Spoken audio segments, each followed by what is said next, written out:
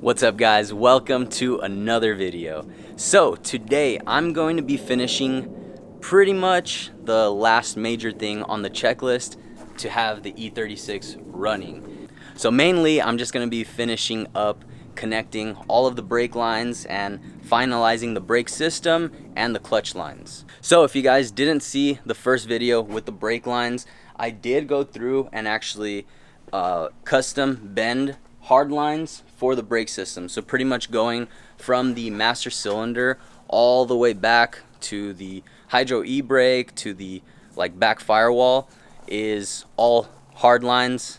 I bent them. So just check that video out. That's gonna be like the brake lines part 1. So in that video I didn't finish connecting the brake lines because I was waiting for the flexible stainless steel lines that are gonna go from basically like the frame of the car over to the calipers, and those just came in today. So yeah, that's what I'm gonna be finishing, just making sure and finalizing that I have everything I need to fully connect all of the brake plumbing. So yeah, let's get right to it. Alright guys, and this is pretty much what I have left to work with to get my brake system all plumbed up.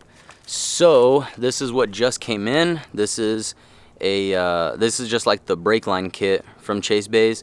So what comes in the brake line kit is just these lines, and I just added these fittings to the end of it.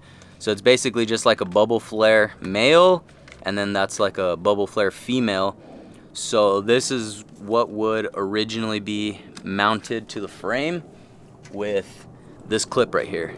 So this clip would do something like this, but since I did all my brake system custom, I actually did it with -3 AN fittings. So this is basically what comes with the kit. So it's just this hose right here. It's just a female bubble flare, and then it goes to a male bubble flare. So this is what will connect up to the actual caliper. So that'll thread right in with the bubble flare thread. And then this right here is what actually goes with this retainer clip. So this retainer clip would kind of like chill something like that on the actual frame of the chassis. And then from there, that's where the original factory hardline would then thread into this female end. But since I'm using -3 AN fittings for my brake lines, I actually had to get this adapter right here. This is like an AN adapter, and basically all this is doing is just converting the thread from a bubble flare over to -3 AN. So boom, this just threads in. And mainly what I'm hoping with this is I'm hoping that this factory retainer clip will still work even with like an AN fitting in there, you know. So I'm just not too sure how that's gonna work. All right, so down here, this is what we're working with. Okay, so I'm gonna start in the rear, and this is what we're looking at. So rear axle, you can see the upper control arm, and if you look up directly in the middle of the screen, right up there, that is the bulkhead fitting. So I want to do something like this side over here. So I just kind of have this in place. I don't have anything tightened. I don't even have the nut on the bulkhead fitting. So I still need to do that. I want to use a line like this. So I'm not too sure if I have a second one that's this short, but I'll just go get another one if I don't. But I'm just thinking of running one like this with the 90. But besides these brake lines, the first thing that I actually need to do is I first need to put a nut on that bulkhead fitting, and that one also. So I just need to make sure that the actual bulkhead fitting is fully secured and all good to go. And from there, I could actually go through and start tightening things down. So yeah, I'm just gonna start off with putting on the nut on the bulkhead fitting right there. I am gonna need to get some help from one of my roommates with this because I need someone to hold it on the other side while I tighten that nut down. And yeah, we'll get it going from there. And if you guys aren't familiar with bulkhead fittings, or if you guys don't know what I'm talking about when I say the bulkhead fittings, I'm just talking about these right here. So these are AN bulkhead fittings, and basically the bulkhead is just like the British or like the European way of saying the firewall. So when you hear bulkhead, it's literally just firewall. So yeah, so this is just like a fitting to go through something, you know? So that's why this side is gonna be extended, and for this to work, you have the nut. So basically you can sandwich this on something. So these are the fittings that I use for all of my penetrations. So if I wanna go through the firewall, or if I wanna go through the wheel well, anything like that. So you just drill a hole out to the size of these threads, or to the size of that little lip, and you'll see that there's a secondary lip, and that's what's gonna sit down on that. And basically you can just hold this side with the wrench, and then you can tighten the nut. So if you guys are gonna use bulkhead fittings, one of my biggest recommendations is to get yourself these little washers. So there's a part number, and basically these are just PTFE washers. And what this helps out with is it allows this nut to actually like tighten down really smooth. So if you don't have that, you're basically tightening this down against the sheet metal that you drilled out. And sometimes if you don't deburr that metal very perfectly, it bites into the aluminum really easily, and you can't really tighten it, or it like fights you while you're trying to tighten it down. And when it comes to these bulkhead fittings, you want to make sure that it's really tight against that firewall, so it doesn't rotate while you're trying to tighten down the other fittings. So with these washers, it kind of allows like a smooth, it's almost, I don't know how to explain it. It's almost like a bushing. So it's almost like a bushing, and while you're tightening down, it kind of just allows you to tighten it down really smoothly, and you can really tighten it down. So if you are going to use bulkhead fittings, get yourself some of these. Part number right there. So right now, all I need to do is put these little washers and these nuts on those fittings down there, and then from there, I need to wait for somebody to get home to help me out, because I can't tighten these by myself. I'm all alone. So much for Lonely Builders Club, I guess. I really need some help right now. Send help, guys. Okay. We're getting somewhere, guys. This straight is trash. This is boo-boo. Okay. I can't see. I'm gonna have to do this all by feel, guys. All by feel. Alright, wait. Let me set you guys up better. Hold on. Okay. I can't see. You guys look out for me. Ooh, come on, baby. Yeah, baby. Yeah, baby. Yeah. That's it right there.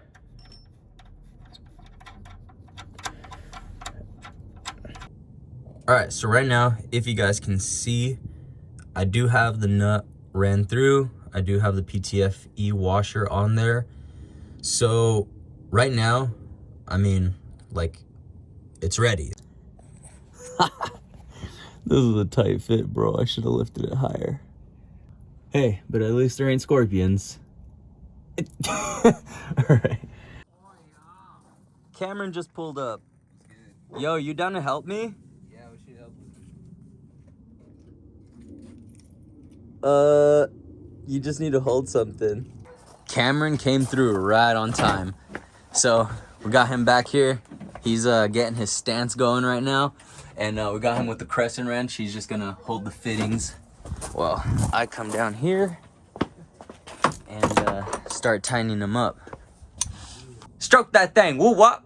All right, guys, so we just got everything all tightened. Big shout out to Cameron. Hell yeah, thanks. Everyone, drop a thank you down in the comments. But yeah, we even got the front ones tightened for now. I know I was just working on the rear ones, but while he was here to help, we got those tightened as well. So from here, basically all I need to do is I did already find the right combo of lines to use, so I already figured all that out. So pretty much from here, I just need to go through and connect all the lines and tighten them. And also, I just need to make sure they're secured and they're not all flopping around and stuff, because we have the axle down here and all this is obviously suspension, so there's gonna be a lot of moving parts down there. So just need to make sure that it's clear of all the moving parts. Sheesh. All right, we're all connected. So I did already go through and tighten the brake line up here while Cameron was here helping me. So I did tighten that. Right here, you can see that I have this fitting. Right now, there's still like a lot of play, so just kind of like wiggle around here. And then right there, I have that one connected. I do need to get like a little grommet here so it could actually like hold it on this line. I'll figure it out how I'm gonna mount this, but yeah, I think we should be good like this.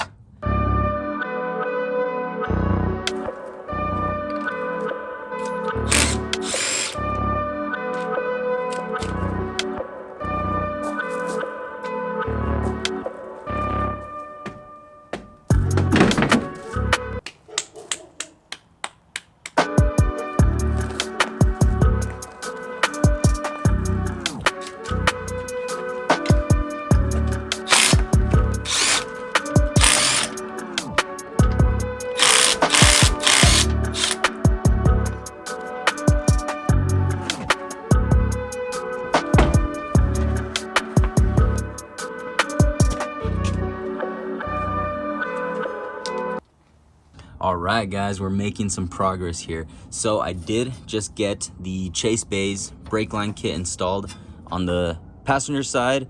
It is all tightened up on the caliper over here, and over here on the car, on the chassis, it's nice and secured. So I did have one of these BMW like factory retainer clips left over. Kind of had that chilling around. So then from here, all I really have to do to get this all connected, I just have to cut this to length, just make sure it's all fitting good. Then just put the fittings on, flare it, tighten it up to this, and this caliper is all connected to my brake lines. So from here, I did just run into, oh no, casualty. Oh, we're good, we're good. But I did run into an issue. So right now I did go through and put this on, but on this side, I don't have one of these retainer clips. So, sheesh. All right, here we go, guys. This side is fully connected. This caliper is fully connected and tied into the rest of the brake system. And yeah, I did just go through. This is fully tightened. This is fully tightened. The only thing I have not tightened yet all the way is this one, because again, I am gonna need somebody to hold the fitting down on the other side. So right now, I am really stoked on how it came out. It's kind of going perfectly along this line, then comes up, bends, and then I did get it pretty close to this, but there is no contact. There's still some movement, so it's actually not touching. It's just really close. So I really like that fitment. And with this line, I do just kind of have it zip tied right now just to kind of emulate where it's gonna sit in place. So yeah, I just went through and cycled through the turning and just made sure that there's no weird like binding issues, and just make sure everything clears the way I want it. The next thing to do is get the tires on and check it out with weight on there and stuff. But since this car was like slammed and stuff, we do have these nice marks that stayed left behind here. So you can kind of get a really good idea for exactly where the tire touches, where it's going to make contact, there and on this side. So again, this one, I am getting it really close to where the wheel's at. So yeah, I'm stoked. I'm pretty confident that these aren't going to rub. The only one that I am kind of concerned with is this area here. So I don't know if you guys can tell. So you guys probably can't tell from this angle, but right here where the frame rail is, there's like a lip and it dips in, and that's where the factory lines went. So I did kind of try to route it in there, but it's It's actually, it might be good. It's pretty flush. Like, I'm not touching the line whenever I do this. So, yeah, I think it'll be good. And another thing that does give me some peace of mind is I am going to be running some spacers, maybe like 20 mil or 15 mil spacers. So that should kind of give it like, so if you think about it, the only time it's rubbing is when it's turned like this.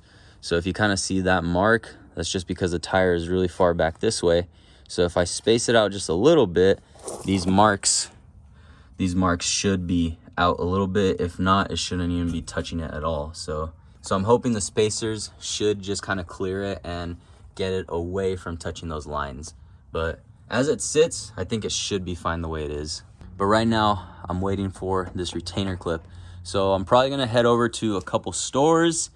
If not, I might go check out a pick apart to see if I can just go find these little clips. So yeah, I'll get back with you guys once I have an update. All right guys, so I'm here at Pull and Save, and I got lucky on the first BMW that I found here. I already took this clip out. I got the one from the other side. Like, every brake line is still intact basically. So I'm just gonna go through and get these rear clips. That way I can just go and try to install the rear ones correctly. Sheesh! I came up on some more goodies, guys. So yeah, you kind of see we have some like weather stripping, and I actually found like a cowl assembly. So yeah, I don't really know what happened to the original one in the car. I do have most of the parts. I think I might be missing a couple parts, but I won't really know until I like have it all together. And along with that, I did find a bunch of little like brackets. I did get a bunch of bolts, and so yeah, Pull and Save, plugged it up, stoked. So yeah, I'm just gonna pack everything up, get back to the car, and let's finish up the brakes. All right, just got back from the junkyard, and here are some of the scores. So did get the brackets that I needed. This is basically all I went for. So I just went just to get these brackets. Besides that, I did get a bunch of little bolts and stuff. And I think I showed you guys already, but I did get like a cowl assembly and stuff. So good news and bad news. Right now, I do have a lot of stuff mounted. So there is a lot more looking complete over here. I did get this weather stripping. I got this thing, which I'm not even sure what you call this big thing, but this is what covers the heater core on the inside there. And if you guys look at this, the main reason why I wanted this thing, because it actually mounts the engine harness. So there's 2 bolts on this side that actually hold this engine harness block in place. So I did really want to get this thing. So I'm really hyped that I found that and it fit.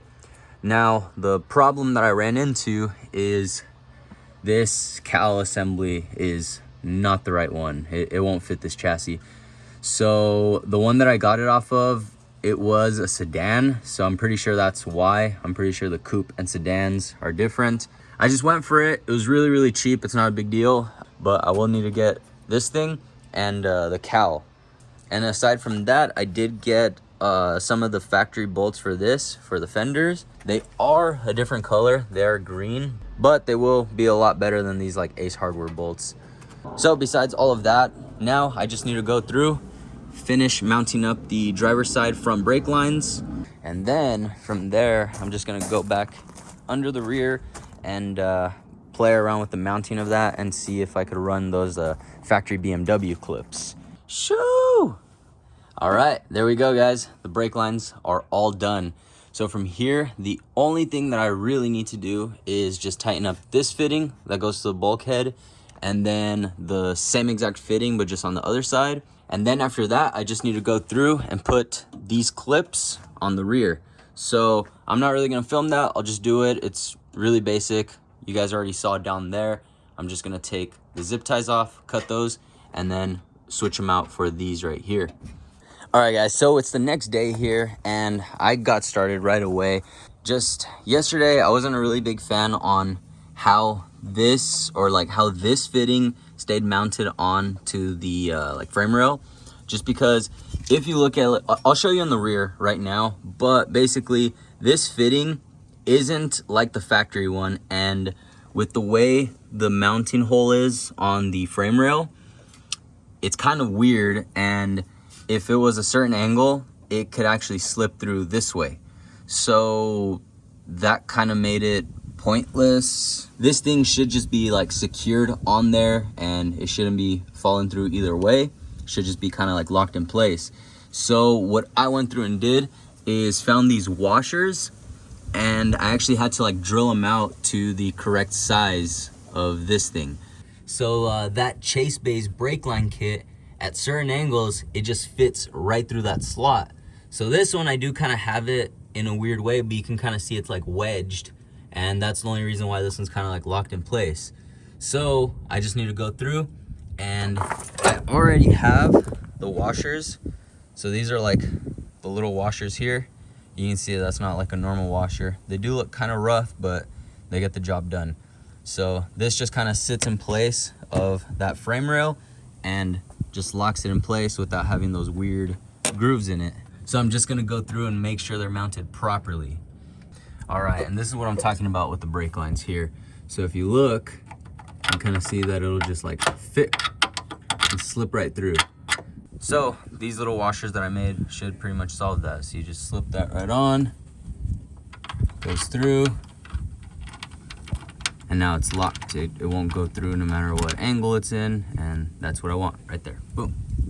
So now just go through.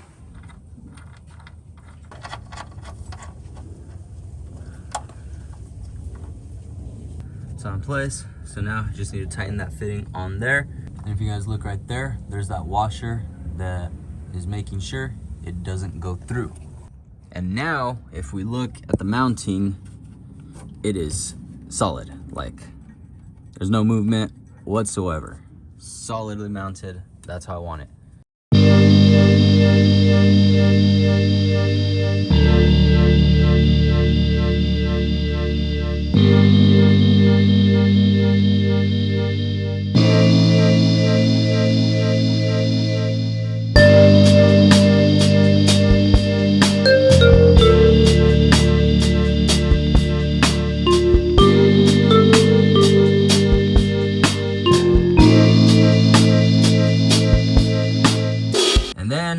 Aside from that, I do also want to adjust the rear ride height.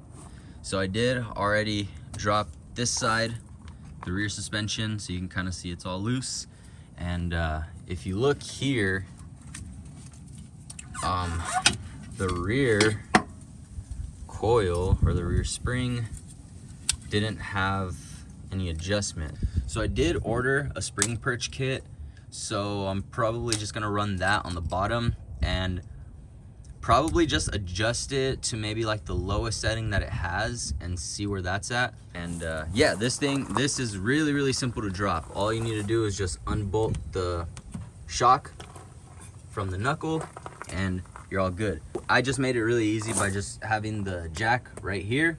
I just had the jack right there, relieving the tension, unbolted it, and then from there you can just drop the jack and whoop, it just comes in. So yeah.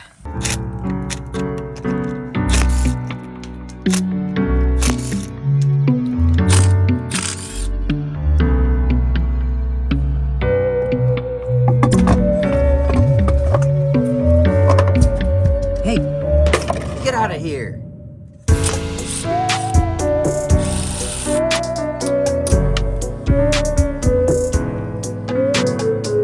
And now you have all this space to work with.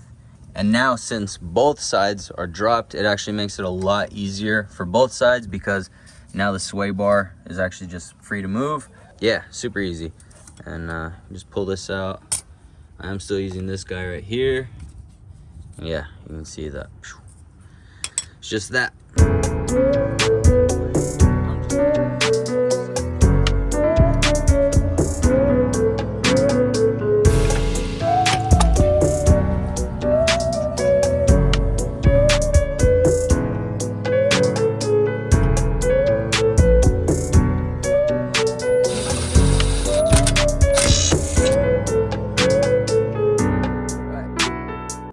So that's set for now. So yeah, now I just need to see how this ride height adjustment stayed.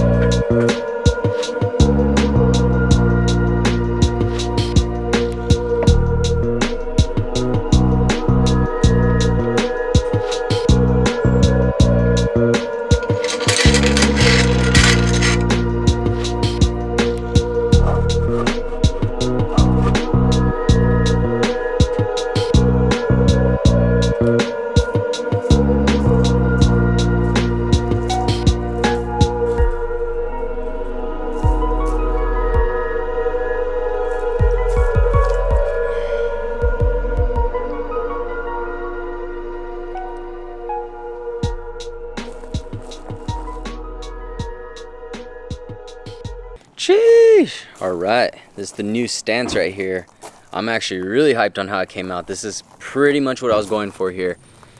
So, really similar to kind of like how the rear is sitting on the CB7. So it's like, you know, just kind of almost tucking a little bit of tire. So I know a lot of you guys will be way more down for that like tuck tire, that slam look, but that's not really what I'm going for. Definitely want to be able to like drive this thing over some bumps and stuff and not be scraping everything. So yeah, I think this is a nice kind of like functional stance. I still do want to get some spacers. I think I mentioned it before, but I do want to get like one of those like spacer kits and like wheel stud conversion. I don't want to deal with those lug bolts anymore, so I'd rather get some lug studs on there and get a spacer, because kind of see it's sunk in a lot. And then the front is really bad, so sunk in a bunch. Yeah, so I need to get that ordered, and the stance should be real nice on this thing. All right, so there we go. This thing has come a long way. So yeah, got the brake lines all done. Ride height is adjusted to where I like it. All right guys, and there we go. Big steps forward here. So I am super stoked. So that's probably like the last big hurdle that I needed to get over with this car. All of the brake lines are connected, and just another little bonus, I got the ride height adjusted on this thing. So it is kind of fitting my flavor just a little bit more, and yeah, we are super close to actually driving this thing. So I still need to get some fluid in there and bleed the brakes and everything, but I think this video is already long enough. So I'm just gonna wrap it up here and save that for another video. So if you guys are looking forward to seeing the E36 ripping, make sure you guys hit that subscribe button, keep an eye out for the next video. And if you guys are enjoying the progress of the build, make sure you guys hit that thumbs up. I'll see you guys in the next one. Later.